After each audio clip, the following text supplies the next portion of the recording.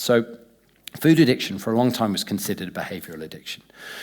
And yet the substance itself, and there will be people in this audience who recognize this in themselves, the substances themselves do feel like the thing that drives the addiction. And the definition is the use of a substance continues despite knowledge of harms, despite repeated attempts to quit. This is a picture of Lyra eating Cocoa Pops. Lyra can eat, she's now 6, and she can eat 5 adult portions of Cocoa Pops.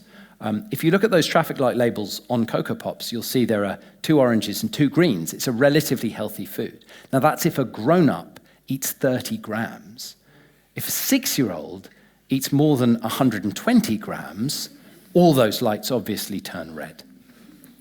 When she's eating, it's kind of hilarious, but it's also as if she's eating in a trance. So we have a huge amount of evidence that for many people, food is addictive, and I'm speaking to lots of senior research psychiatrists about the links between ultra-processed food and binge eating and other eating disorders. This evidence is still very early. It's really potentially traumatic and sensitizing to talk about, so I say that with caution. But I would say if you recognize that you have an addicted relationship with food, it will almost certainly be ultra-processed products, and we are working very hard to try and work out how that works and how to quit it. But there's a lot of different evidence around it.